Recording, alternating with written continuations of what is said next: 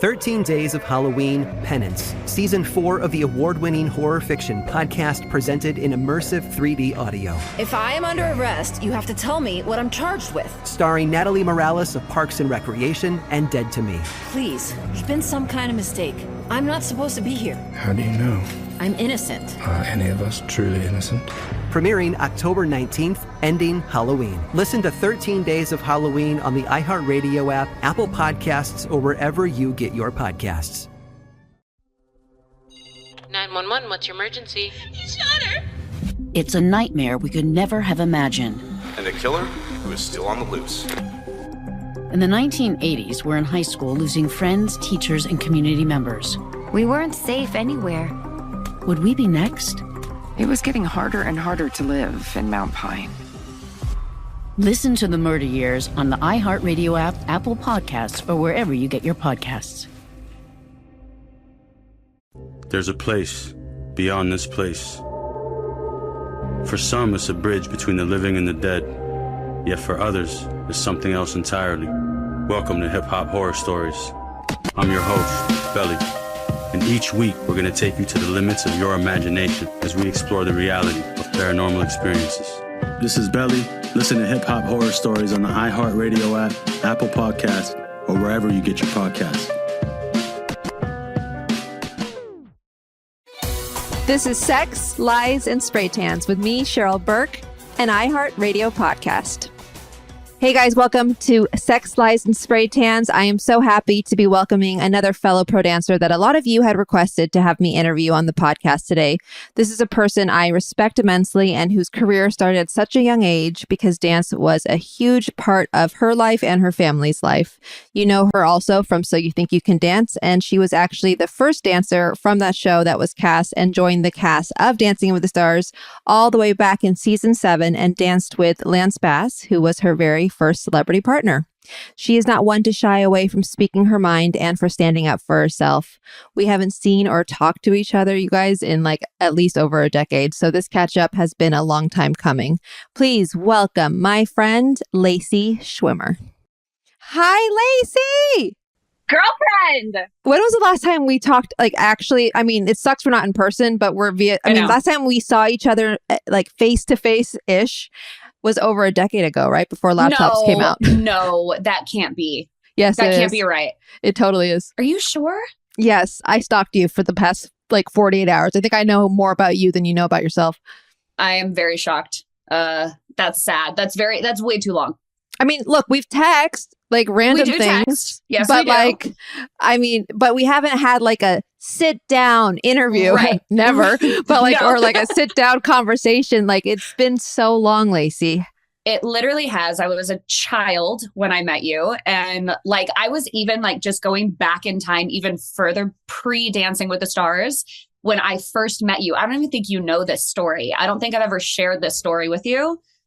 I was obsessed with you. I was obsessed with you, Cheryl, because one time at a random ballroom competition in Utah, it was nationals or whatever. And it was such a big deal. Provo? And we all had to wear, yes. And we had to wear those awful costumes that we have to get measured, that, it's an inch or whatever. Okay. Wait. Tell my listeners what that is. It's fascinating.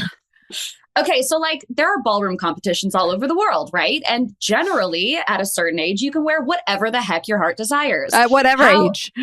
Whatever age, bras, panties, but they're covered by a feather on your butt. That's it. But in Utah, they're not allowed to do so. So there's costume regulations where they literally pull out a tape measure and measure every inch of your costume to make sure that you are wholesome. Wait, the worst was this. First of all, my body type, it doesn't look good with big thick straps. The wider my arm looks. So I was like, yeah, we're just gonna wear gloves. We're gonna make it into a sleeve into gloves, and it's hot, mind you. People are passing out because the altitude is beyond ridiculous, and there's people there literally throwing up in buckets. And here are my partner and I were literally training a month prior to this because it's so hard to breathe. And then there was the skirt. It was mid thigh or longer. longer. And you're like, what the hell is this? Especially like when it comes to jive, when you're literally lifting your heel Jive up to your or butt Latin cheek. in general. It's crazy. It's stupid. I don't understand, because you look at all these dancers in Utah. Some of them are brothers and sisters and they're bumping and grinding on each other, but they have to be measured for a skirt like length. Like it makes no sense to me. No, but the back. How about the back? You can't have a low V. It has to go up from like, it's got to be 2 inches from the neck or some shit like that. That's crazy. It's literally whatever. Anyway. Wait, aren't you LDS? I was raised half Jewish, half Mormon. Yes, that's right. I just did my 23andMe. I'm 53% Ashkenazi. I had no idea. My father lied to me. No, I'm very much half Jew. High five. Like, let's go Judaism. What? Have you always known this? Yes, I have. But, you. I think the mom always kind of wins the battle of the religion game in raising children. So I was raised Mormon. So you were LDS, or I was. Were you baptized? Yep. Baptized, the whole thing. Went to church, hated every minute of it. Did you get unbaptized? Can you get unbaptized? I think I've been like shunned. Like, we don't want your kind. Got it. Okay, cool.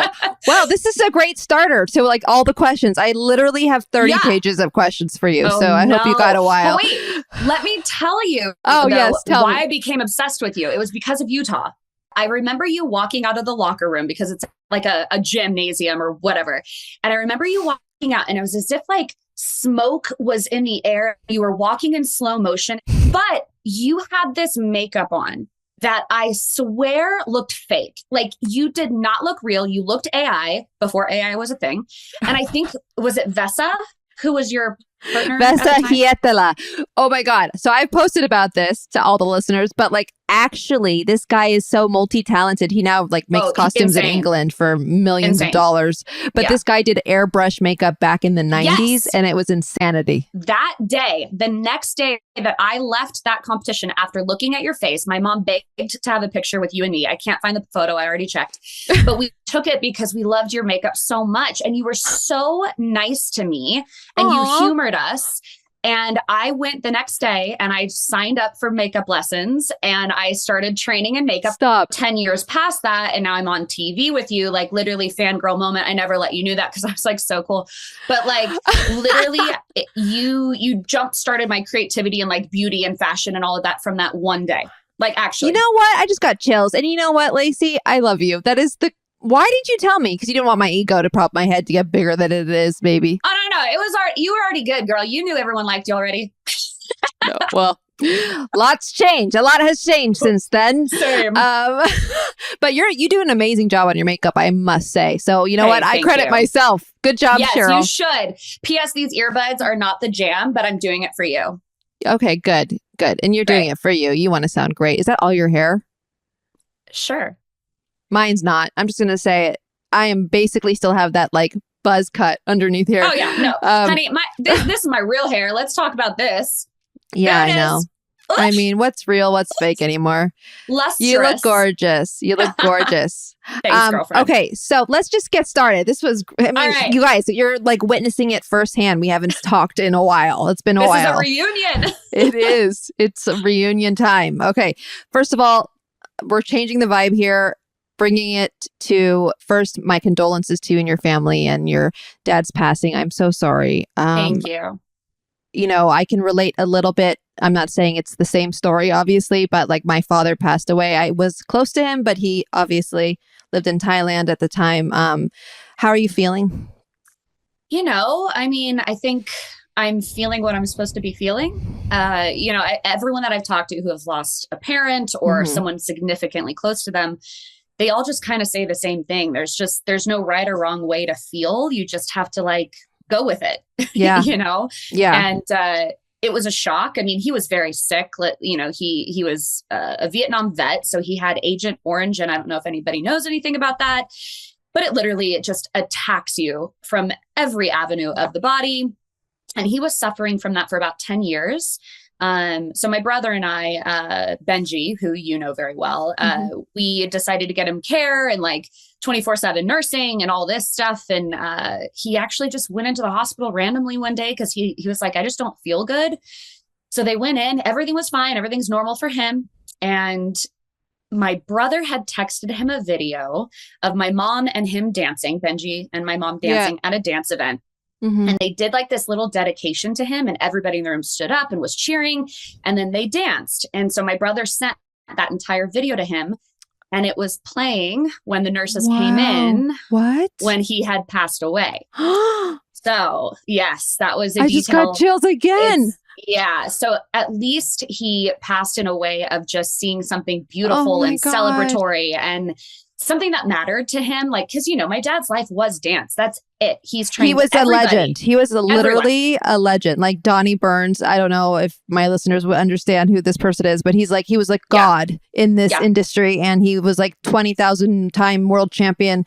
And, Donnie always used to credit, Lacey's dad for where he is in his career. Yeah. And, since then, obviously, with like him training Donnie and everything, Donnie now married my cousin. So he's technically like my uncle now, which is like really weird. So, going to like family dinners now is like different. But no, it's, it's good. It's a positive thing. I mean, my dad was much more than just a dad to me. He was a coach, a choreographer, a boss, just someone who was just always there with me 24/7. And for every other dancer on the planet. I mean, I can't tell you how many times I travel now that's like, oh, I trained with your dad, your dad. And it's wonderful. It's just great to have that legacy before social media. You know what I mean? He influenced this whole dancing world. Yeah. How was it with your family? Like, was it hard? Like, is it hard to separate the two? 100%. I don't wish it upon anybody ever. However, I do credit that kind of connection to why I was so successful at such a young age. And for me, I grew up in that. Both of my parents are professional dancers, in and out of the industry their entire careers. The industry meaning like television, film, all of that stuff. But growing up, my childhood, my memories are at ballroom competitions, like literally passing out, going to bed underneath ballroom tables while the competition collecting the rhinestones on the dance floor. Oh my God, what a time, huh? That was so fun. But for me, that was so normal. And I didn't realize that not everybody had that. I didn't know that dance studios didn't do that. Like, it was weird for me, but I will say, getting yelled at your house, for not making your bed or like doing your laundry and then going to the studio, getting yelled at there. It did have negative tones to it, but I do think that kind of built that thick skin to kind of get that criticism and just kind of flip it and switch that situation. But I don't know, my parents, and I might be biased, but both of my parents are like the best coaches I have ever had the privilege of working with.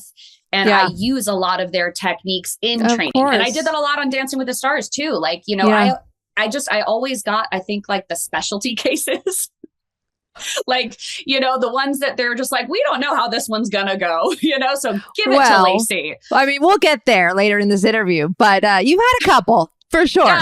Yeah. I would just say a couple though, but you had a great run. I mean, you had some, I would say there's 3 memorable ones for me. If I were to like look back before I Wikipedia'd your ass. Yeah, I totally agree. Oh, Wikipedia used to say I had a 6th toe. So Wikipedia, if you're listening, take off the fact that I am not a model. Okay, I'm not a model. We got to take this out because every intro. Oh, honey, I beg to differ because you and I had to do a bikini model shoot for some magazine. We're going to get there. It's when we bounce back from being fat shamed. Remember? Yeah, we were so fat. We were size 6s and we were so fat. Stop. We're not fat. Yeah. See how fat we are? We're PHAT. So you better believe it, sis. That's right. Fat. Yeah, so fat, huh? Size 4, 6. So Benji Schwimmer is older than you, right? And everyone probably knows Benji from So You Think You Can Dance. He won So You Think You Can Dance. And I heard in an interview that you did like eons ago, maybe you feel different now, but like, one of the questions this person was asking you was like, how was it? Like, you didn't want to get into, you stopped dance at one point. Were you like being a rebel in your life? Like, was there that phase before you decided to audition? Or honestly, yes. There was a lot of factors that went into that decision to stop competing. So I had been doing competitions since I was 6, like a lot of kids. And at about 14, I was like, hey, I'm pretty good at this swing thing. Like, I'm going to turn pro. You better be. I know, right? My legacy. My parents would literally disown me. But I was 14 when I turned pro at swing. So I was the youngest one to ever do so. So imagine a 14-year-old traveling by herself, teaching adults, judging, competing, and then hanging out at events till like 4 a.m. with adults. Like, that is not good. It is not a good situation. Do not do it. I learned the hard way. So you grew up really fast. Super fast. And, I didn't really have time to go to school, so I never really did that. I had to stop going to normal school. I was legally a working adult at 14 and, paying taxes. How do you do that? How does that happen? Like your parents have to sign something, I'm sure. I literally could not tell you. I was 14. Did you get homeschooled? Technically, it's called independent study. And what that means is I do my own studying, my own homework. I do my own testing. I just turn it into someone once a week and they're like, all right, you're good. Here you go. I wish my mom put me in that. Honestly, I did graduate high school early. So you're very smart. You can put a few words together, which is great. It's always a good side. Am I smart? You are. You are smart. I'm not kidding. Thank you so much. Take the compliment. No, I had to do that in order to travel and continue, my career at a young age. But I got this partner when I was about 14, and it was not a great situation. And he single-handedly made me hate dancing. Say more. Why was it not a good situation? One, our levels were very different. I felt at the time I was far beyond him with education and technique and experience, which is fine. He was kind of like a diamond in the rough. And he got clingy. He caught feelings for multiple people, including myself. And it just became very inappropriate. How old was he? We were the same age. We were both 14 at the time we partnered with each other. But he moved into our home, and so that we could train. That's and what we do. I caught him multiple times, coming into my room at night. And, I didn't know at the time what that really was until I processed it many, many years later. And actually, he came forward and admitted to a bunch of things that I had no recollection of, very, very, very inappropriate things that he had to do a 12-step program for. And, I blocked him from my life. Yeah. I haven't spoken to him since we were, 16, 17. But he did have to call my brother to get to me to it's apologize. Part of the 12 steps. Yeah. Right. To make amends. Yeah. Correct. So, he did it, and that's fine. And I've accepted it, and I've totally moved forward. I feel fine. For sure. It's just, that single-handedly stopped my joy in dance. Oh, for sure. You didn't feel safe. No. Not even a little bit, nor was it exciting to me anymore. That thrill that you get, like putting the makeup on, getting your hair done. I stopped loving myself. I stopped loving dance, and I couldn't connect the dots. I did not understand at 16 what that was. Did you tell your parents about this at the time? So, no, because my dad would have killed him. And I knew I could just get rid of him and the problem would have been solved. So I did that. And at the time, my brother was Mormon. Mm-hmm. My brother was on a mission, and he was far away, and we didn't have contact. Literal mission. The Mormon mission.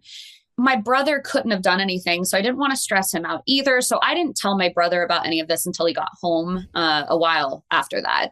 And then, I let it go. It didn't affect me. Did you go to therapy? Did you talk to anybody about it at the time or no? Yeah, I had friends. I had parents of my friends that I did confide in.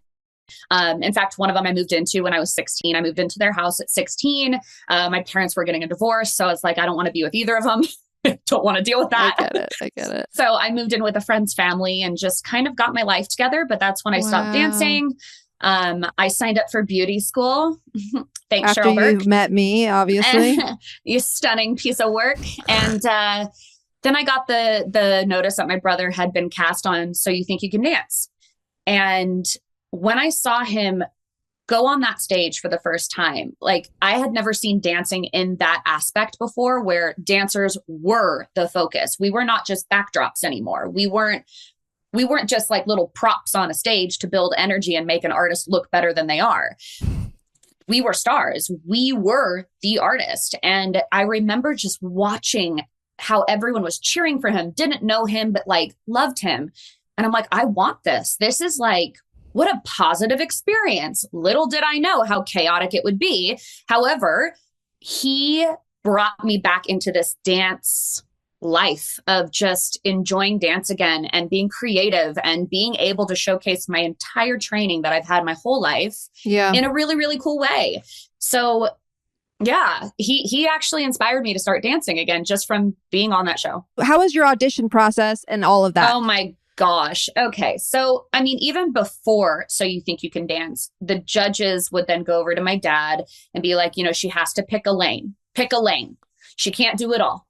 Who would do that? Oh my God. All the judges that you already know. Nadia F. the ballroom industry. Yes. Everyone, not just ballroom. We have swing dance people. We have, jazz and hip hop people saying these things. Like, I was doing every single thing and everyone had the same opinion. Like, she cannot make it as a professional dancer doing everything. She has to pick one.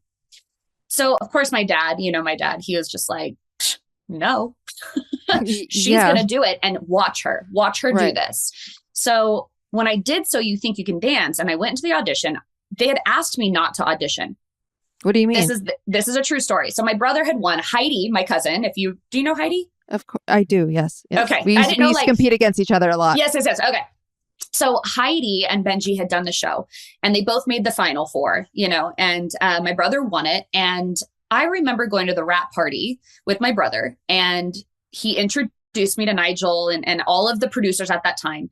Mary Murphy was there, who Mary had trained with my dad for many, many years, but somehow never really liked me. And I'm not really sure why, even to this day. But I remember them being like, don't audition this year. You need to wait. This is going to be like nepotism. People are going to hate that you did it. Were you asking for their opinion? No, never. Have I ever asked anyone for an opinion or approval for anything that I've ever done? Were you asking for their advice? I mean, that's normal. No. I guess you would, right? Like I would have, I guess. No, but I did not. I thought, we're young once. We have these bodies once. And if I don't do it now, when am I going to do this? Maybe that opportunity won't be there. What was their reasoning? Were they how would that benefit them, or what was the point of them saying this? It was all nepotism, right? I mean, it's the fact that my brother had won, my cousin was in the top four, and then what? The sister comes in and is just going to do the same. I think that they were just really worried of the fan base of So You Think You Can Dance really pushing for me because of Benji. And you came right after Benji, was it? Or two seasons after? Oh, right after. Got it. So it's too many Schwimmers in one Schwim. I feel like that's literally the case of my life. Yes. We should put that on a t-shirt. But yes. Too many Schwimmers. Also, there's David Schwimmer. You're not related. We know this. Okay. Well, hold up. There is talk about that. Apparently we're second cousins, but I've never met him. And have you done your 23andMe? Yeah, but do you think he has done a 23andMe? Come on. So I went against what they asked. Because they're like, wait one season, do it season 4. Don't do season 3. And I said, no. I said, good for you. We're not doing that. The time is now. I'm 18. I'm in the prime of what I could actually physically do with my body. I'm doing it now. So I did audition. And originally my brother wasn't going to audition with me. They thought that it was going to be not good to do that. So I had that involved. Yeah. So I remember my brother said, no, we're going to do it. So he changed his trip. He shows up. I had been waiting since 4 a.m. outside, in downtown LA. So if any of you understand how crazy downtown LA is, zombie town. So I was sitting there by myself, just a little 18-year-old, not knowing anyone. And my brother shows up. They bring me in. I do a private audition first because of Benji. And, I remember them really being mean to me in front of a lot of people. Nigel and Mary only. And the producers, all the behind the scenes people. They were just Was there 2 judges or 3 judges? There was 3. I remember I went into the actual audition that they ended up airing. And they changed our song in the edit. So it looks like I'm dancing off time the whole time. And wait, you really think this, or is this a conspiracy theory? Maybe a little bit of both. Okay, got it. I do know that they did cutaway shots of just my face. And they made this a big point in the audition that I had an ugly face. Wait, what? They said that, Lacey? They didn't say that. No, not the word ugly face.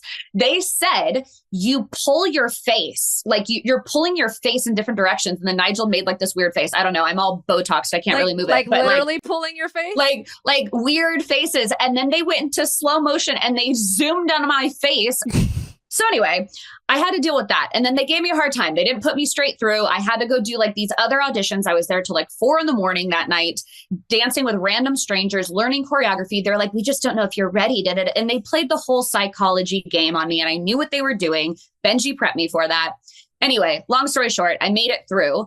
But even down to like Mary Murphy, who of all people should have been supportive of me, was like the one that was like, we just don't know if you're ready. I just, you're not your brother. Like things like that, just constantly putting the sibling thing. Like they wanted us to like battle in a way. And I knew what their storyline was. They wanted to make it look like I wasn't getting any favors, right? Who are you battling when he wasn't there? Listen, I'm not a TV producer. I don't understand. This is verbatim. This is quoted. Like she said, you are not your brother. Yeah. And honestly, like I said that. Like I was the one's like, I am not my brother, you guys. Clearly, I am female. I have a very different background than he does. And I am good at different things than he is not good at. Like we are different humans. Like it's okay. And I'm 18. So I'm trying to make everybody happy. I'm trying to play this game of just like, okay, I'm not good enough. I get it. I need to work harder. So I did. And I pushed myself and I literally stressed myself out so hard. But then when they told me that I had made it, it was like a 50-50 thing. Half of like the public was super excited and willing to cheer for me. And then the other half, I had like chat rooms saying the I hate Lacy chat room or like, what? We want Lacy to die or like things like this. And it was just like at 18, how do you process that information? Like there's no book on teaching you how to be a TV personality. No, do you there know isn't. What I'm saying? Yeah, no, there isn't. No. Maybe we should write one. But I don't think I figured it out though, so I don't think I can. Hey, you figured it out better than me, sis. But I don't know. The show in general, I don't remember a lot of it. I think my brain has blocked out a lot of it just from the pain of course, navigating how you're growing up as a young adult to like finding your womanhood to just like creating to wanting relationships. To be your own person and not be compared to your brother, for God's sakes. I mean, At the end of the day, like, okay, so then, I didn't realize that all went down with So You Think You Can Dance. And I could ask you a million other questions. Oh, they straight up told me. No. They straight up told me I wasn't allowed to win that season. This is crazy to me. Like, it's so crazy. And nowadays people wouldn't be talking like this because like you can't do that. No. Right. So then you finally get Dancing with the Stars, right? You literally make your own path for yourself. You carve that path out. Benji Schwimmer is not a fellow pro dancer. He didn't get asked to do Dancing with the Stars. How did it all happen? You were the first person from So You Think You Can Dance to be recruited. And then it was a full-on like domino effect. Oh my God, I know. And now like the show is like 0 ballroom dancers. It's all just jazz dancers pretending to do bachacatas. It's great. Tell me how you really feel. Oh, what? You don't share this opinion with me at the moment? I mean, I didn't say shit. You did. Well, listen, the show changes, right? Everything evolves, fashion evolves, music trends evolve. But, I do feel like it's not really a ballroom show anymore. So they don't really need ballroom dancers. They just need good dancers. That's all they need. And that's what they're casting now, totally. which is totally, totally fair. But then they go out and they're getting hired as ballroom dancers to educate ballroom dancing. And it's like, where were you at nationals in 2014? Because that would have been your nationals. In Utah. Thank you. Right. Where you fell in love with Cheryl like I did. So, there is this kind of disconnect, right? But again, you got asked, but you do have ballroom experience. Thank you. Yes. Yes. So when I came on it, I remember getting the call from my agent and he said, where are you right now? And I was in Norway. I was hired to teach, choreograph, and perform in a very big production show out there right out of So You Think You Can Dance. So I was over there prepping for it. I was getting fitted for costumes, the whole thing. And I said, hey, I'm in Norway. And he goes, yeah, you're going to have to come home like now, like next flight. And I go, what's going on? And he's like, we got a contract deal for you and an interview for a very big television program. And I'm like, okay, what? They're like Dancing with the Stars. And I started laughing on the phone. I thought it was a joke because at the time I had never watched a single episode of the show. I knew that you were on it. I knew, the Huffs were on it. I knew all these people from my childhood that were on it. And I was like, okay, well, that's cool. But isn't it for like old people? Like, I thought it was like an old person show, like I didn't see why they would want me. You mean like they would only cast old people? No, like the celebrities. Are you calling and me old? Or no, the demographic, sis. Well, no, that is true. That is still true. The demo is an older demo, and I didn't understand why they wanted an 18-year-old like punk rock, like, rebel to come in and do that. But I remember getting this call. I got on the plane. I got home. Literally the same day, I go into CBS Studios, into the little bungalows where, we used to have everything. And they put me on camera. And I remember it was Ashley. Ashley's the one who did my interview, and Joe. Ashley and Joe Sunker. Yes. And I was so intimidated because... Who was the showrunner then? Conrad Green. Conrad. It was Conrad. Yes. He's back now again. Okay. I heard. Yeah. But I didn't meet him at that point. And so they sit me down, the interview, blah, blah, blah. I'm on camera. And I think the first question that they had asked me, and this could be out of order, but they said, so why do you want to do the show? And I said, I don't. You guys called me. I saw the contract. That money looks pretty good for an 18-year-old. So I'm like, let's go with that. Ashley, I do know, is the one who put me on that show. She was the one single-handedly who fought for me. And I still love her to this day. Like, her and I still text. But I showed up in like a white ripped up tank top, ripped up denim jeans, and flip-flops. That's how I showed up to this interview. I had no idea. Again, there's not a book to teach you how to do you weren't this. even a fan of the show. It's not, you wouldn't need a book. I mean, you could have researched it, but that's just me. Yeah. So I did it. And they're like, well, how do you feel competing against all these people who are like super established? And I go, well, honestly, my dad trained half of these people out here. Yes. So I've known them in a very different way. And I said, I'm not scared. Let's go. Like, bring it on. Let's do this.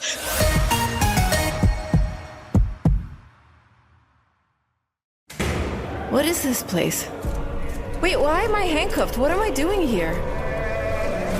13 Days of Halloween, Penance, Season 4 of the award-winning horror fiction podcast presented in immersive 3D audio. Where am I?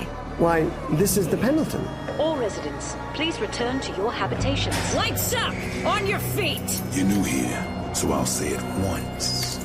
No talking. Starring Natalie Morales of Parks and Recreation and Dead to Me. Am I under arrest? We don't like to use that word. Can I leave of my own free will? Not at this time. So this is a prison then? No, it's a rehabilitation center.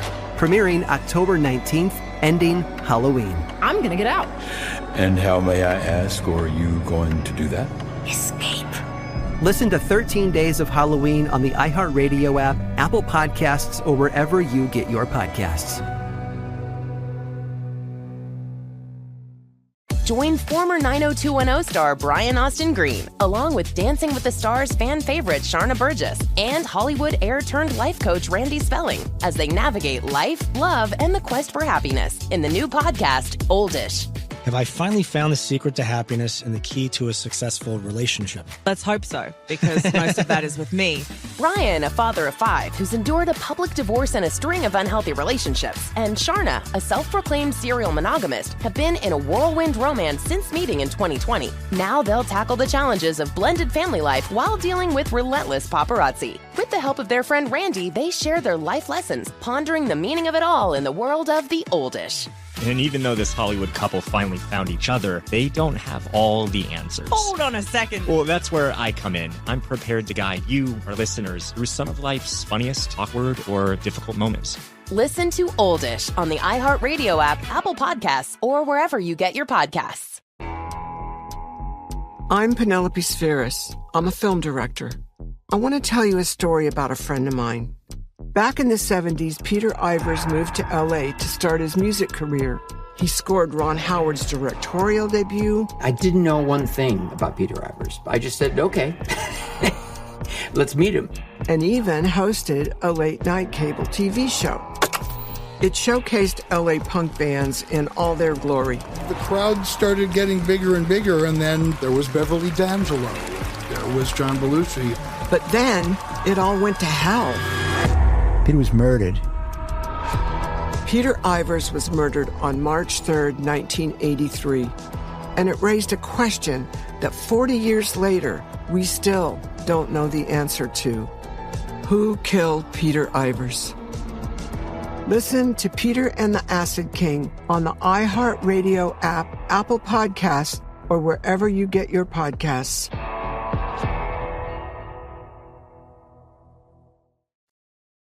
After 2.5 years. He was cheating while you were pregnant. Yeah. About 13 women? More. Like if I would have stayed married to Max, I think he would have cheated forever. It was just a toxic relationship. Michael Cawthon returns to Wind Down with Janet Kramer. Wind Down with Janet Kramer and Michael Cawthon. You don't want to miss this 3-part reunion. On iHeartRadio or wherever you get your podcasts. Okay, so then coming to my next question, though, you weren't scared, but like, were you scared, Lacey? Because you have this. Okay, so my impression of you has always been this. She's a strong woman, grounded. She's obviously was raised well. And yet she never has shown any type of like, does she have emotions? Is she vulnerable? Does she cry? Like, because like, and this is why I love you so much, because you are like, you say it how it is, how you see it. You've always been like that. And you're not one to flip flop back and forth. Your opinions don't change. You can always go to Lacey if you are wanting the truth, right? Yeah. But there had to be a little bit of fear going into this. Well, okay, so, 18, 19 years old. I want to say maybe I'd turned 19 by the time I got onto the show. You don't know anything about anything. And I remember at that time, I was definitely living paycheck to paycheck. I had 100 roommates living in Studio City. And when I got this call, I can safely say I was very underprepared for what was ahead.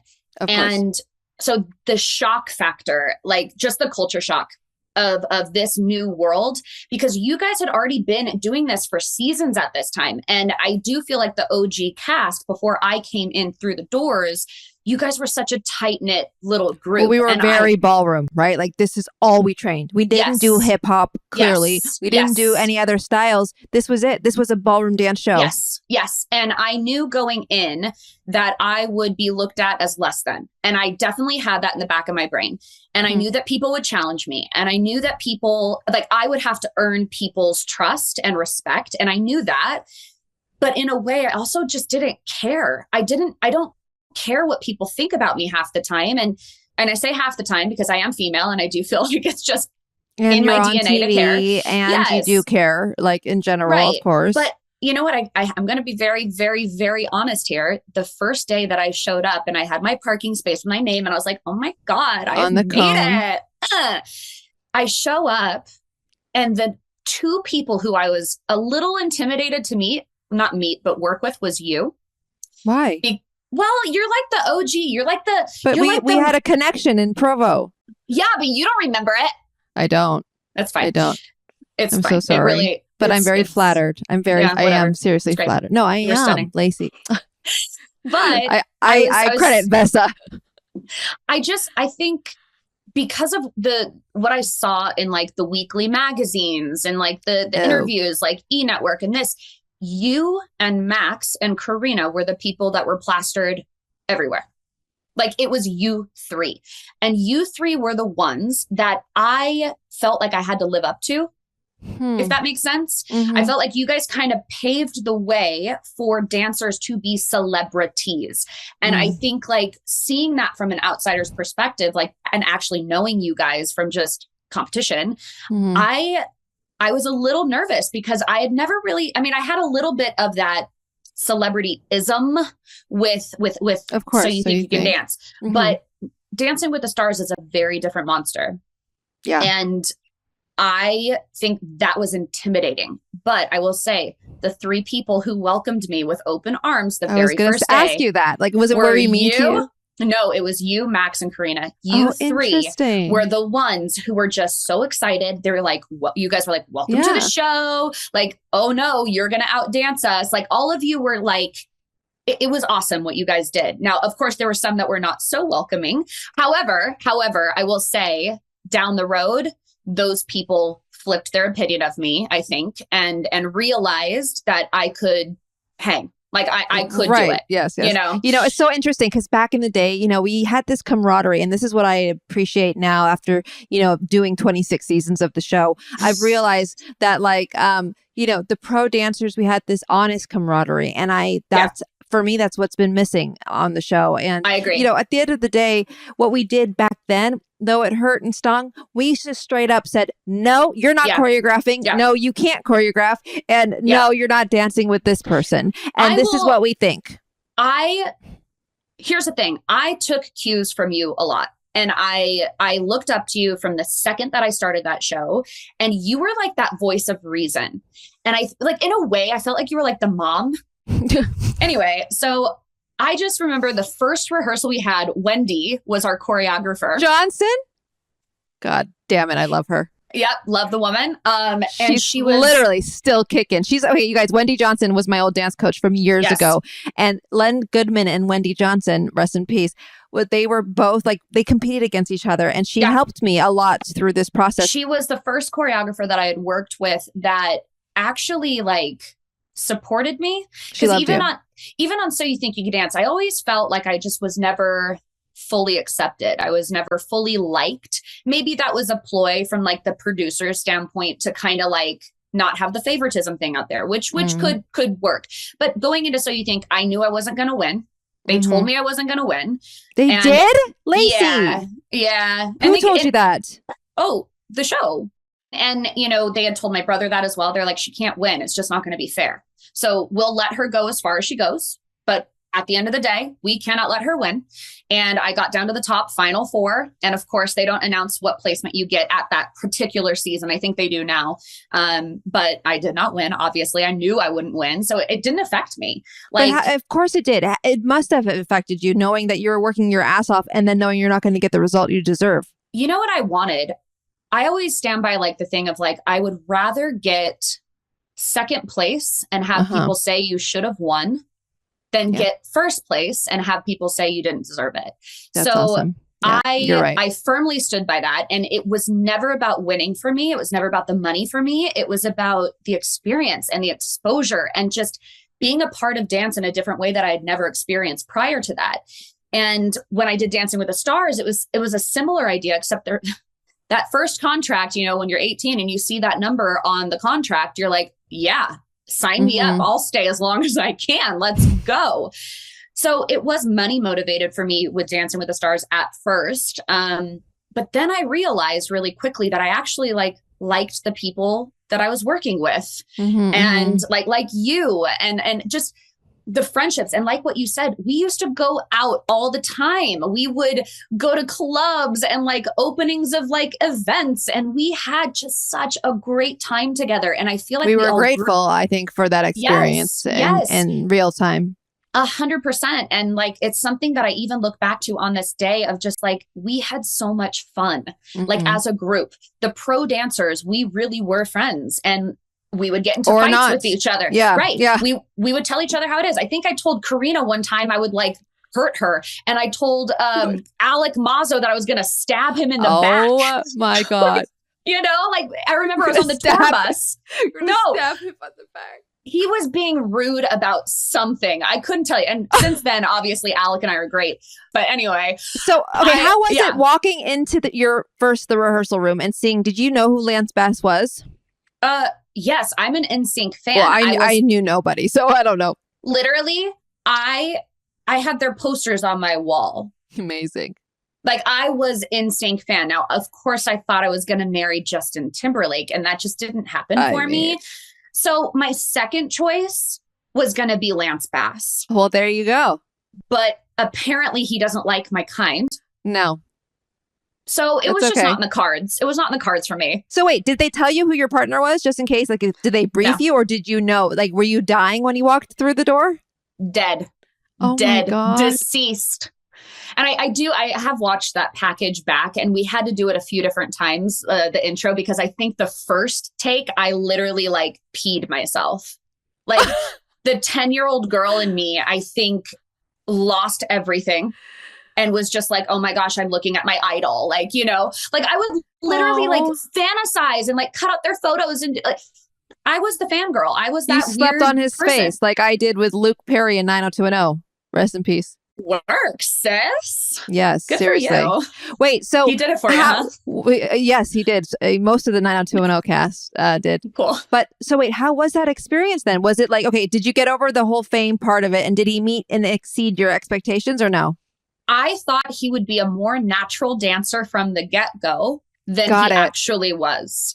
And, you know, of course, I'm 19 years old at the time, and I don't understand people's processes very well at this point in time. Of course not. So our first routine, like we made sure that we played into like my fangirl status. So we like put his picture on my costume. Like you don't even know it, but it's there. And I designed my dress for the first time. And I was like, this is so awesome. Like what a cool way to be like creative. I was just living my best life. Like, I'm like, holy crap, I'm on TV. I'm 19. I'm dancing with someone from NSYNC. Like, I have made it, you know? And little did I know he could not learn a dang thing. And I had to literally like, oh my God, our rehearsals were painful. I mean, we had a lot of fun. We had a lot of fun. Don't get me wrong. Like, he was phenomenal to be around, but he couldn't retain the information instantly. It took him a few days for it to like sink and settle. And even then, like, I remember I had to like do like, okay, 3, 6, like I had to like chat to him through my teeth, which I did every other partner, but no, whatever. totally. Yes, no, absolutely. I mean, I dug my nails through their freaking costumes, and some people 100%. count out loud, you know, literally, it's distracting, but yeah. And I think with Lance, you know, there was one point in our competition, and it was our rumba, and I'm scarred by this because I made the choice to do it barefoot. We don't ballroom barefoot. Thank you. I understand that. So why was it traumatizing? He threw like a little meltdown, and I think you can go back into our package for our rumba and watch this meltdown. And I ended up crying, and I was like, I was so, I didn't want to disappoint Dancing with the Stars, because the pressure that Dancing with the Stars puts on the pros to succeed with these partners, at least when we were on it back 100 years ago, it was a very different show than it is now. You know, from anything to like, if your partner doesn't do well, we gave you a good partner. He has a lot of following. He's getting a lot of votes, and then you're under delivering. Or if your partner says like, oh, she's too hard on me in rehearsals, or she's not hard enough. Like, there's all these just expectations of being this perfect teacher and perfect pro and perfect partner, that if you don't deliver to their expectations, it almost feels like they take it out on you in certain ways. And I was starting to get the sense that I was pushing the envelope a little too hard, meaning like pushing the boundaries of the show's rules, of what they're used to seeing on the show, to like pushing Lance in directions that kind of like affected his results too. And I got it from his side of people, like the managers, the agents, this. I got it from Dancing with the Stars people like Conrad, and even Ashley tried helping a few times, just like, look, we get that you want to be different, but let's baby step it. Like, let's ease into it being more normalized, of you being this like standout person, someone who's like risking things. But even in like our packages, like they wanted me that way. They wanted me to be rebellious, because up to that point, they only had Max. They didn't have a female who wanted to break rules and then talk about their opinions. So they did egg that on a lot. They said, go for it. Tell us how you really feel. You know, they do the whole thing, you know, that producers do in TV land. And I did it. I was 19. I didn't know that it could backfire eventually. Do you think it backfired, Lacey? At points I do. However, I also think it gave me the career I have now. Yes, I do. Yes. I do remember one point in particular, you pulled me aside, and you probably don't remember this either. And I was voicing my opinion, I want to say, about Chaz Bono, because he had gotten a lot of heat. That was your last season, right? Yes. Yeah. And I was standing up for him, and I firmly believed it. And anything, like you said, if I believe in it, I will tell it to you exactly how I feel, and I will not sugarcoat it in any way. So I was saying that. I said, you know, it's unfortunate that the show doesn't have his back. And I do think they're being a little extra critical on him, making fun of his appearance and what he looks like when he dances, but they're not doing it to anybody else. And I said, it seems a little hatred. Like Who was making fun of his dancing? Oh God. If I remember correctly, I want to say it was the judges. It was the judges. It was never Len. Len was very respectful. No, then it was probably Bruno or Carrie Ann then. Carrie Ann, maybe not Carrie Ann. I want to say it was Carrie Ann. Oh, I think she had made a remark that he looked like either like a fluffy teddy bear. It wasn't constructive. Right. It had nothing to do with his dance technique. It had nothing to do with him as a human being. It had everything to do with his aesthetic, what he looked like. And to me, that is so uncalled for. That is not what we're here for. And it's just mean, you know? And I mean, you and I had been dealing with a lot of that already on the show at that point, which we can get into. But I do remember you trying to take care of me a lot. No, you were like my little daughter or sister, I'd like to say.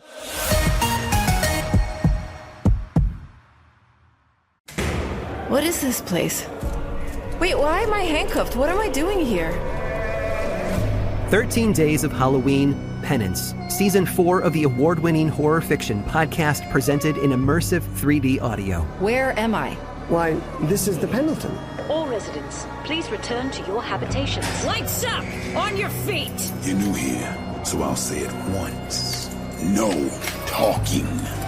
Starring Natalie Morales of Parks and Recreation and Dead to Me. Am I under arrest? We don't like to use that word. Can I leave of my own free will? Not at this time. So this is a prison then? No, it's a rehabilitation center.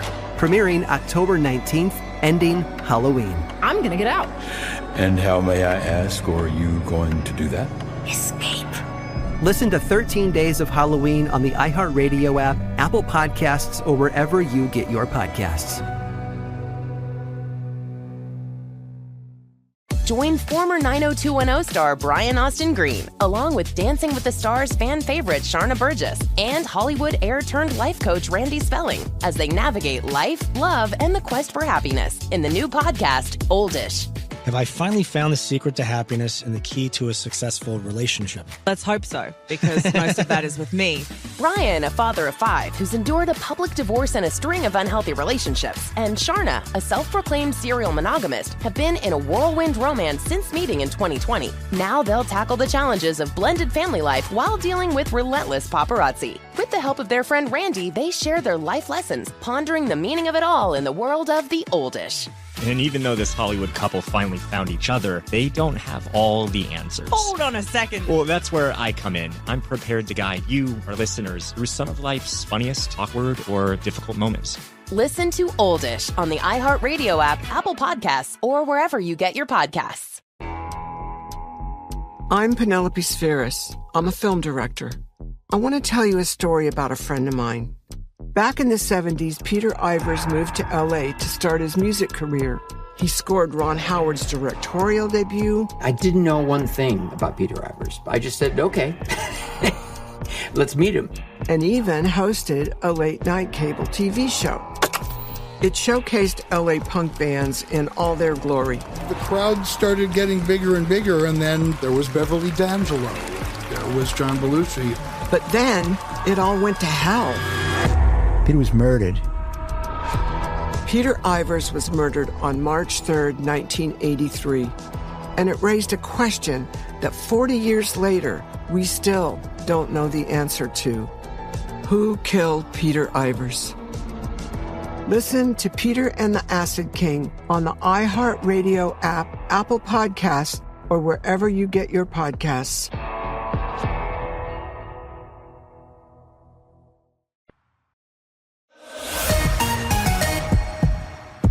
Let's now fast forward or rewind, because this actually happened your first season. And when I was reading about this over the weekend, about that whole body shaming thing from Max and Louis, it was shocking to me more about, because I had this naturally, now that you say it now, it makes sense like why I was already protective of over you just by reading this article again, right? But let me just read this to you. It's horrible because this shit would not fly today. I know. But, you know, just for people who are listening, you know, we back in 2008, I believe, was that your first season? Oh my God, No. I don't know, but that sounds Was it right. 2008? Yeah. Anyway, there was this whole thing about, okay, did I gain a few pounds? Yes, whatever. At the end of the day, you know, you don't have, your co-stars are doing the press line as we do every week. And then they're saying this. So this is quoted, people look at this show to be inspired and think, if I just work hard enough, I can look like that. Louis Van Amstel, who in Dancing with the Stars season 6 was paired with Priscilla Presley, told the new issue of TV Guide. They watch someone who's dancing her butt off and still heavy. They can be discouraged after seeing this, and you have to take that responsibility. Van Amstel and fellow professional Maxim Shmerkovsky spoke out about Burke's weight and that of dancing newcomer Lacy Schwimmer in the magazine's new issue. Shmerkovsky, who was forced to leave Dancing with the Stars earlier this season when his partner Misty May Trainer tore her Achilles tendon, said he asked the women to take stock of their figures at the start of the season. When I first saw these women, Max says, I said, guys, you know the camera adds 10 pounds. Shmerkovsky recounted, you have to do something about this, end quote. First, no one should ever discredit somebody based off of their appearance. I don't care if you're skinny, fat, whatever, ugly face, busted teeth, what. I don't care what you look like. It has nothing to do with your talent or ability of what you are hired to do. At the time, again, this is a very different time. And this is before women, I think, were able to speak freely and have this body positivity and celebrate the fact that we are women who have hormones and hips and thighs and by the things. Way, end of discussion. Like, you don't even need to say this. But it's literally that simple. However, the dance community prior to 10 years, I would say, has been very backwards in that, thinking that a healthy body is a very thin one where you can see the bones in their chest or the back muscles. You can see every tendon. And to me, that is not healthy. That is just awful. It is not realistic. It is not sustainable.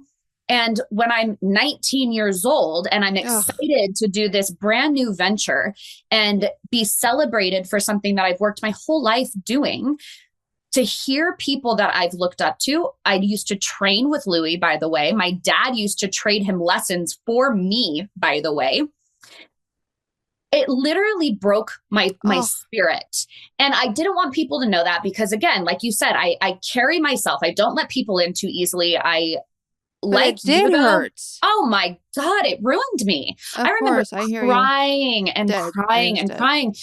So the only thing that I can say was positive about that is that it put you and me together. Mm-hmm, mm-hmm. And people still talk about it to this day. Yeah. Oh, 100%. And it was the one time where I felt like I wasn't singled out. You know, right. I was a part of someone who is loved and honored on this television program. And we are both struggling with this issue. Yes. So from that, I mean, yes, it has definitely messed up everything. Like what? What do you say more?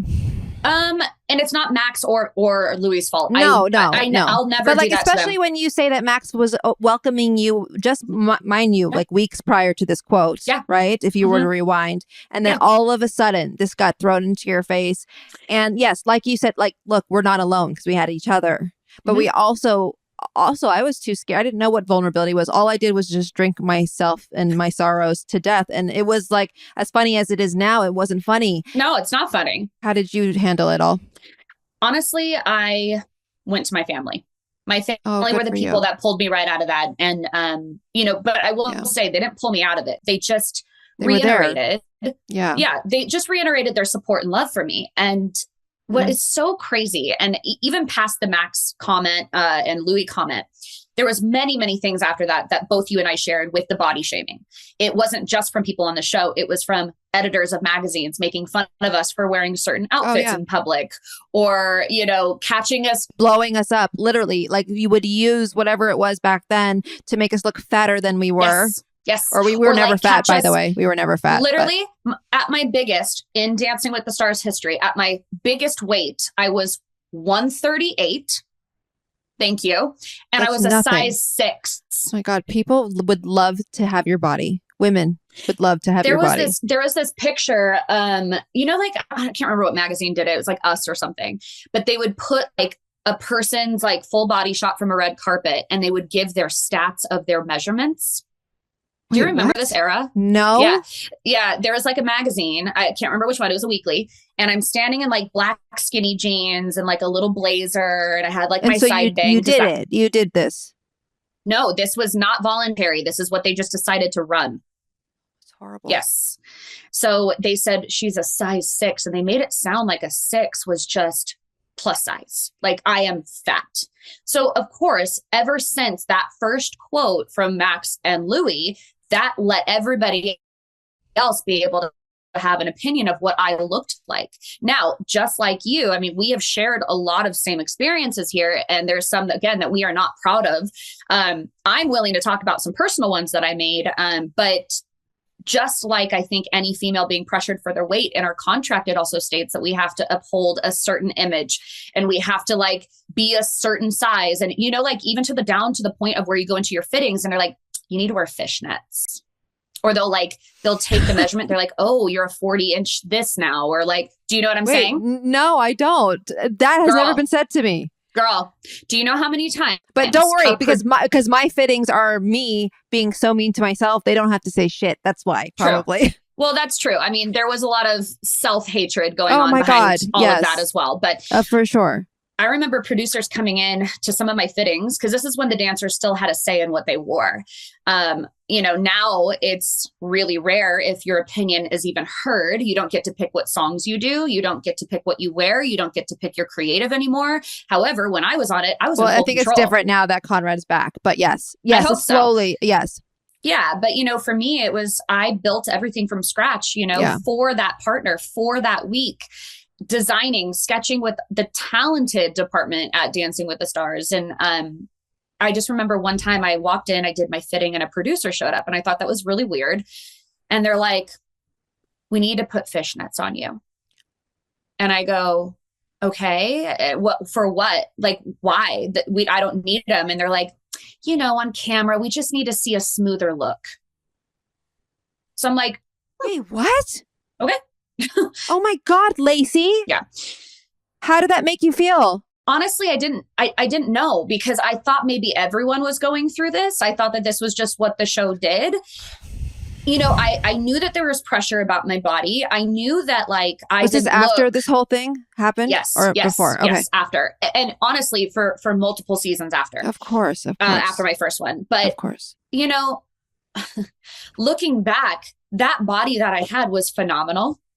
Oh my God, you're gorgeous. And like my producer literally just put in the chat, I wish I had her body. Oh, thanks, girlfriend. I appreciate you.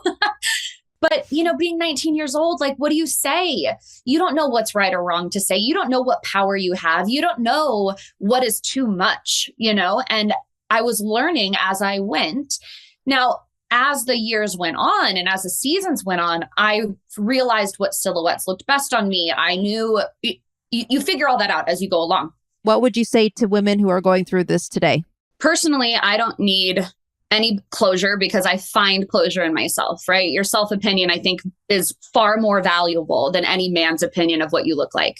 So to me, now being older in my 30s, I have a very different outlook on bodies and health, and like really preaching to this next generation of women who are wanting to go into the entertainment industry of just, you need to have that thick skin and really just in one ear, out the other, because people are going to have their opinions. And unfortunately, you know, I don't think it's ever going to stop. I think the second you put yourself out there is the second that you are accepting criticism of who you are, from the core being of who you are to what you look like on the outside. And how did you handle it though at the time? Were you also looking for quick fixes to try and get as skinny as possible, or what, or did it not affect you like that? You know very well what I had to do to keep thin. And in a weird way, I do feel, and this is my personal opinion, that Dancing with the Stars breeds body image issues for women. We are forced to be put in bras and panties with a couple of pieces of fringe on the butt, and just, you're standing next to these girls who are naturally skinny, you know, and you have to take extreme measures. You know, there were times where I would eat like 500 calories a day, and I'd be dancing all day, and I'd be on Red Bull and just like trying to go and go and go. And, I have abused diet pills. I think that was the biggest thing, where I would have an alarm set on my phone to when I could take my next one. Like, oh my God, I was so reliant on this. And I do find, and hear me out again, this is my personal opinion. Totally. The thinner you are, the more attention you end up getting on that show. And the second I dropped weight, and I was a size 2 and I was 115 pounds, which is it's not for me. It's not normal. That's literally the day that I started getting put on every like Macy's choice dances, and you're the favorite, so we're going to have you do this little behind the scenes video shoot, and now you're a part of the photo shoots, now we can use you. And so you start getting this love, and it's this weird backwards way of feeling successful for literally harming yourself, sacrificing your body. Yes. And I have paid for that now, getting into my older age where your hormones change. And I've had to see like so many doctors. I put on so much weight uncontrollably. I was working out twice a day, dancing, eating right, the whole thing, just every day, another pound, another pound, another pound. And so at my heaviest point in my life, I was so sick and I couldn't figure out why. So I found a doctor. Thank God for this woman. She was just like, girl, your body is shutting down. Like, you abused it way too much when you were on TV. And she goes, you're paying for it. So now what's the diagnosis? Well, I mean, aside from like genetic things that I cannot control, which I found out, there was metabolism issues. So I had zero metabolism left. And I didn't know that you can kill your metabolism. I didn't know that your hormones could stop producing hormones, which that was also happening because of the lack of my nutrition and all the abuse over the years. Were you trying to have a baby or something, or no? You don't want no babies. Okay. No babies. We get there in a second. Hold on. I love your babies, but no babies. I don't have babies. But no babies.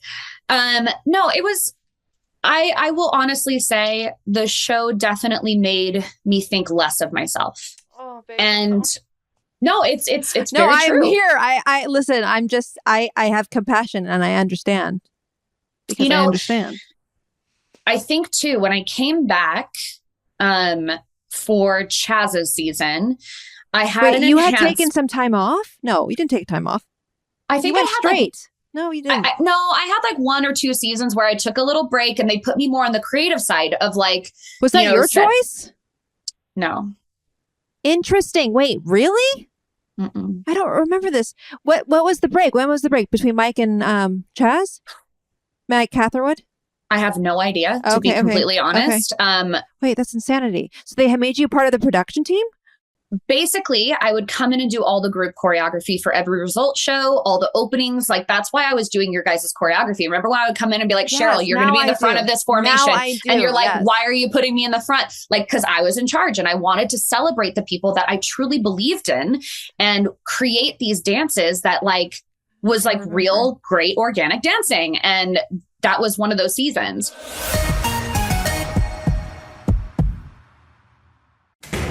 What is this place? Wait, why am I handcuffed? What am I doing here? 13 Days of Halloween, Penance, Season 4 of the award-winning horror fiction podcast presented in immersive 3D audio. Where am I? Why, this is the Pendleton. All residents, please return to your habitations. Lights up! On your feet! You're new here, so I'll say it once. No talking. Starring Natalie Morales of Parks and Recreation and Dead to Me. Am I under arrest? We don't like to use that word. Can I leave of my own free will? Not at this time. So this is a prison then? No, it's a rehabilitation center. Premiering October 19th, ending Halloween. I'm gonna get out. And how, may I ask, are you going to do that? Escape. Listen to 13 Days of Halloween on the iHeartRadio app, Apple Podcasts, or wherever you get your podcasts. Join former 90210 star Brian Austin Green, along with Dancing with the Stars fan favorite Sharna Burgess and Hollywood heir-turned-life coach Randy Spelling as they navigate life, love, and the quest for happiness in the new podcast, Oldish. Have I finally found the secret to happiness and the key to a successful relationship? Let's hope so, because most of that is with me. Ryan, a father of 5 who's endured a public divorce and a string of unhealthy relationships, and Sharna, a self-proclaimed serial monogamist, have been in a whirlwind romance since meeting in 2020. Now they'll tackle the challenges of blended family life while dealing with relentless paparazzi. With the help of their friend Randy, they share their life lessons, pondering the meaning of it all in the world of the oldish. And even though this Hollywood couple finally found each other, they don't have all the answers. Hold on a second. Well, that's where I come in. I'm prepared to guide you, our listeners, through some of life's funniest, awkward, or difficult moments. Listen to Oldish on the iHeartRadio app, Apple Podcasts, or wherever you get your podcasts. I'm Penelope Spheris. I'm a film director. I want to tell you a story about a friend of mine.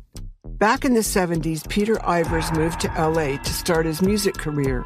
He scored Ron Howard's directorial debut. I didn't know one thing about Peter Ivers. I just said, okay, let's meet him. And even hosted a late-night cable TV show.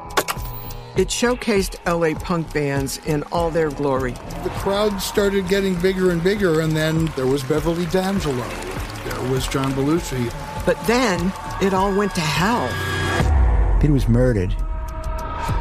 Peter Ivers was murdered on March 3rd, 1983. And it raised a question that 40 years later, we still don't know the answer to. Who killed Peter Ivers? Listen to Peter and the Acid King on the iHeartRadio app, Apple Podcasts, or wherever you get your podcasts.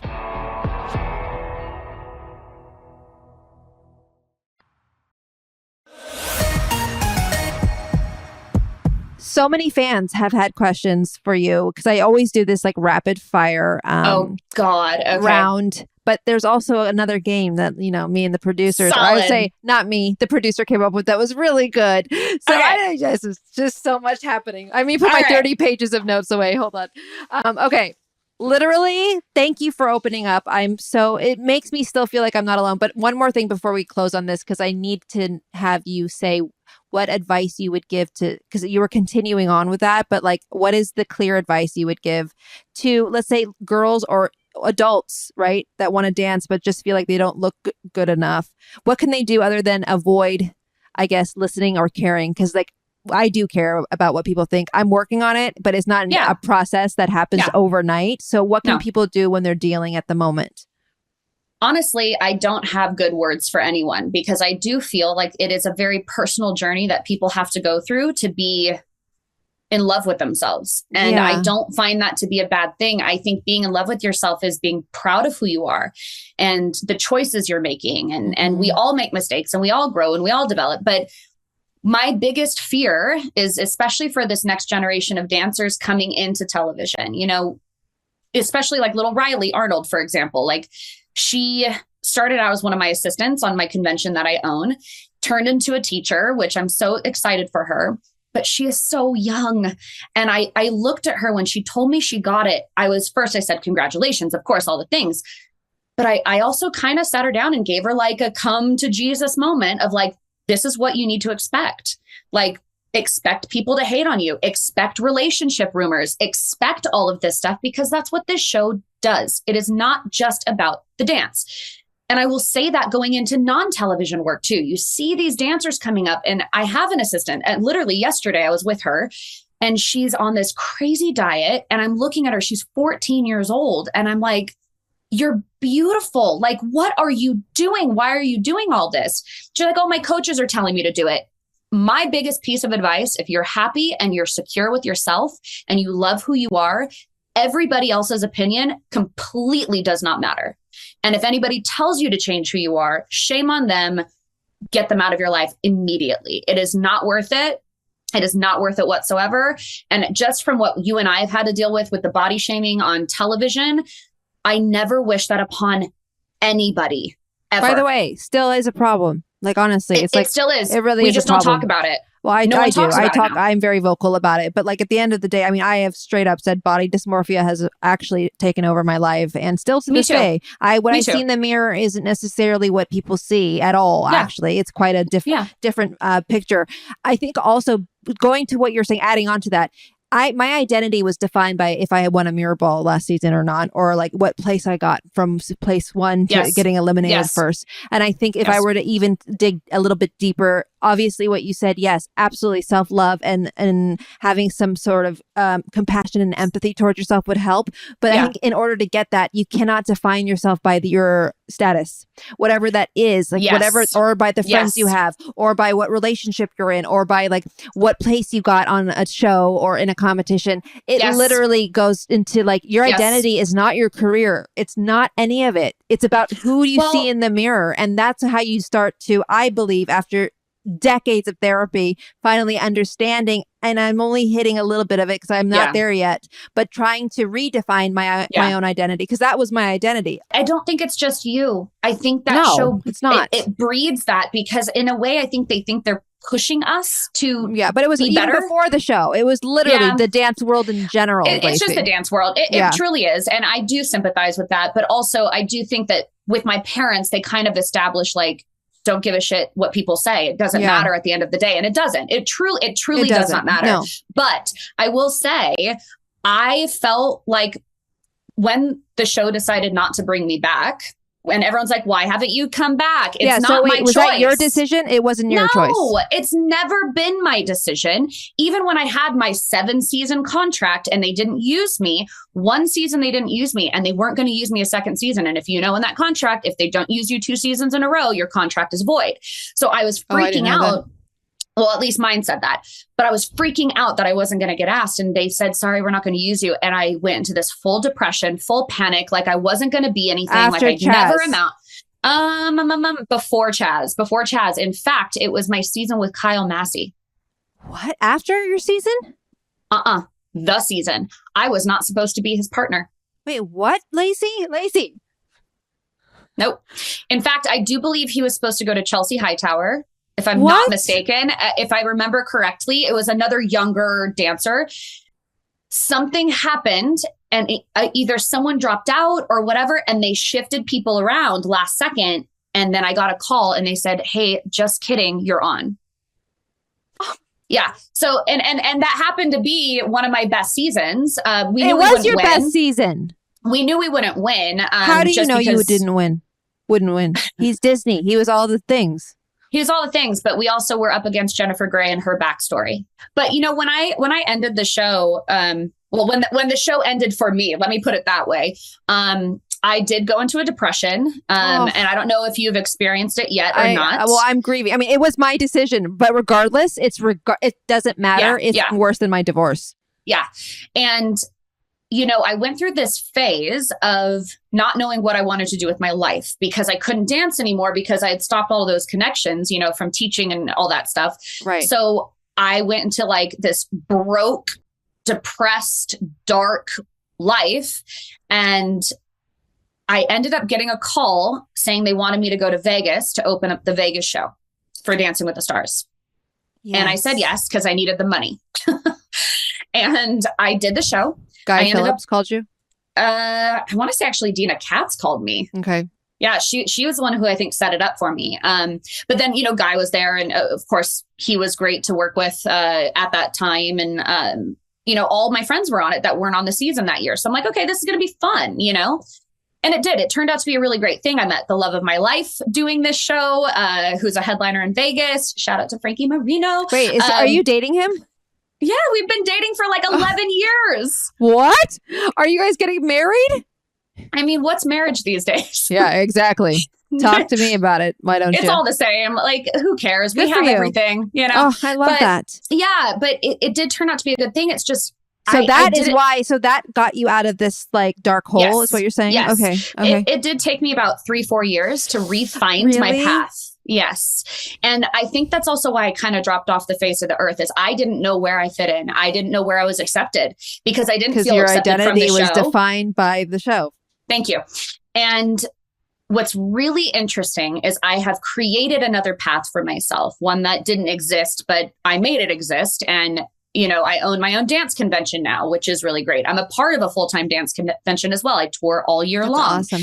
I'm educating young dancers now. I have my own shoe line coming out, which is like a so huge crazy. Like army of people behind you. That's awesome. And you know, what's really weird, and I'm not going to name drop these people, they are currently on the show.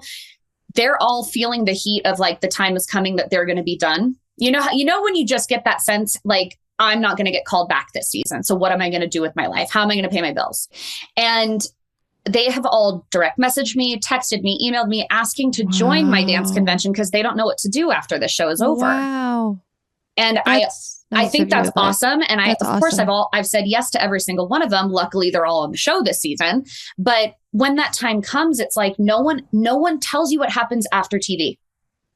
Just like no one tells you what to expect before you join TV. Nothing is forever. So if I can help navigate that for other people, I love that, Lacey. I would rather do that. Yes. But, you know, it sucked, dude. Yeah. And like to have that constant reminder from people like walking in the street, recognizing you, being like, also why your are you algorithm back? on your phone must be still Dancing with the Stars. Like regardless. I can't tell you how annoying that is, by the way.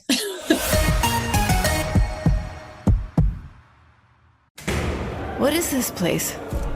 Wait, why am I handcuffed? What am I doing here? 13 Days of Halloween Penance, Season 4 of the award-winning horror fiction podcast presented in immersive 3D audio. Where am I? Why, this is the Pendleton. All residents, please return to your habitations. Lights up! On your feet! You're new here, so I'll say it once. No talking. Starring Natalie Morales of Parks and Recreation and Dead to Me. Am I under arrest? We don't like to use that word. Can I leave of my own free will? Not at this time. So this is a prison then? No, it's a rehabilitation center. Premiering October 19th, ending Halloween. I'm gonna get out. And how, may I ask, are you going to do that? Escape. Listen to 13 Days of Halloween on the iHeartRadio app, Apple Podcasts, or wherever you get your podcasts. Join former 90210 star Brian Austin Green, along with Dancing with the Stars fan favorite Sharna Burgess and Hollywood heir-turned-life coach Randy Spelling as they navigate life, love, and the quest for happiness in the new podcast, Oldish.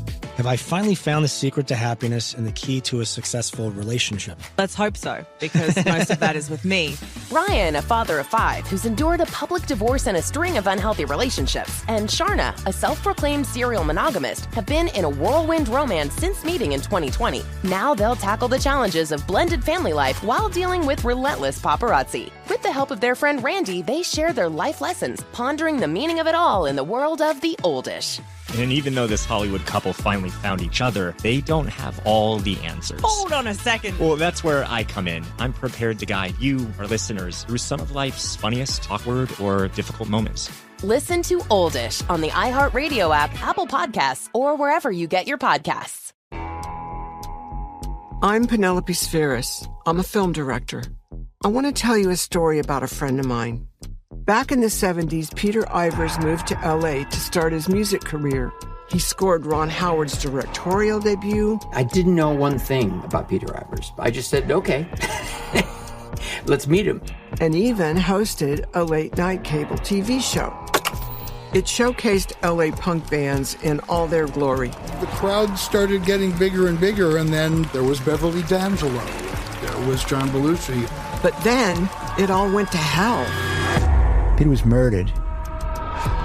Peter Ivers was murdered on March 3rd, 1983.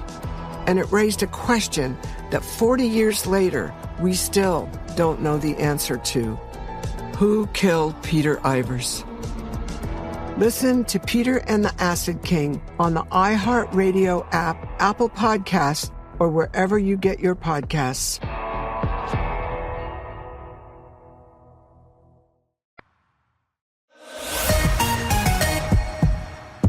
Okay, rapid fire. Okay. You want to play really quick? Yeah, Okay. go. Most competitive. You can only name your celeb partner. One of them.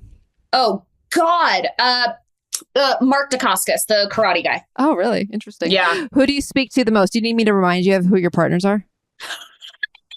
I mean, I Kyle had Massey. to. Okay, I do speak to Kyle. Who was the most awkward? Steve-O. Most annoying? Kyle. Most talented? Kyle. Who trusted and supported you least? Mark Dacascos. Who trusted and supported you the most? Lance Bass. Best student? Kyle Massey. Worst student. Even though we only rehearsed for 10 minutes at a time. The producers hated us. Keep going. Worst student? Because he didn't need to rehearse. Literally, he literally picked it up like this. It was insane. Amazing. Worst I know. student. Who was your worst student? Steve-O. Most tardy for the party. Oh, God, Lance. Ah, Lance Bass. Who smelled the best? Lance. Who smelled the worst? Steve-O. Who would you dance with again? Honestly, Steve-O. Who do you still keep in touch with to this day? Did I already ask this? Yeah, you did. As soon as you wrapped the season, who did you never hear from again? That was an interesting sound. A lot of them, actually. Go ahead, name them. Chaz Bono. He was the one I stood up for the most and the one that I never heard from. Who would you apologize to if you could? Lance. Aw. Who would you have the best chemistry with? Who did you? Kyle, I think. Mike Hathaway. I think. You're lucky we haven't gotten there. Okay. I don't want to go falls there. in love? Who falls in love first? Dancing, the celebrity or the pro? Celebrity. Okay, We're trained thanks. to do this. We're trained to bump and grind on people without feeling an emotion. Did you ever meet Cher, like in person? Yes, I did. How was she? Yes.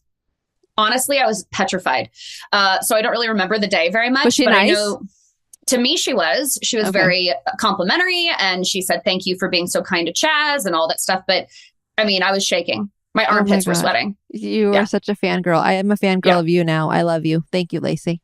I love you. Seriously. I hope that this, like, being able to talk about it, I mean, this is why I'm doing it. I hope it brought a little bit of closure, just a little bit. You know, it does. And I think hopefully the current pros realize that, like, you need to make the most of this time, because when it's done, you are so removed. And it is as if you've never existed before this show was created. So my advice would be start planning that day now. Absolutely. I wish I would have planned it 5 years prior to me exiting the show. But you know what? You're in a beautiful place now. Honestly, you've lived so much and you've learned so much. Thank you for your time. I love you. Aww, and where can people find you? Anywhere. Anywhere. I want people to find me? In the yellow pages. Remember those? Do they still have that? No, I don't know. What's your Instagram handle, dummy? The Lacy Schwimmer, because apparently someone took my name and then tried to make me pay for it. So yeah. Oh, but it makes me sound like a total like jerk, being like the Lacy Schwimmer. You're like or how about my TikTok is @official Cheryl Burke? Like, because someone took Cheryl Burke. TikTok, girl, I'm a TikToker influencer. You better check it. Watch it. Watch yourself. You doing all the elbow dancing and like no. This is all I do on TikTok. I talk. Okay. Oh, good I for use you. my mouth for money now, not my body. Honey, that's a great T-shirt. I'm just your girl next door. Love you. I love you, babe. Make sure you guys follow us at Sex, Lies, and Spray Tans on our Instagram handle, and make sure you comment. Let me know who you want me to interview. What do y'all think? Let me know. 13 Days of Halloween Penance, Season 4 of the award-winning horror fiction podcast presented in immersive 3D audio. If I am under arrest, you have to tell me what I'm charged with. Starring Natalie Morales of Parks and Recreation and Dead to Me. Please, there's been some kind of mistake. I'm not supposed to be here. How do you know? I'm innocent. Are any of us truly innocent? Premiering October 19th, ending Halloween. Listen to 13 Days of Halloween on the iHeartRadio app, Apple Podcasts, or wherever you get your podcasts. 911, what's your emergency? He shot her! It's a nightmare we could never have imagined. And a killer who is still on the loose. In the 1980s, we're in high school losing friends, teachers, and community members. We weren't safe anywhere. Would we be next? It was getting harder and harder to live in Mount Pine. Listen to The Murder Years on the iHeartRadio app, Apple Podcasts, or wherever you get your podcasts. There's a place beyond this place. For some, it's a bridge between the living and the dead. Yet for others, it's something else entirely. Welcome to Hip Hop Horror Stories. I'm your host, Belly. And each week, we're going to take you to the limits of your imagination as we explore the reality of paranormal experiences. This is Belly. Listen to Hip Hop Horror Stories on the iHeartRadio app, Apple Podcasts, or wherever you get your podcasts.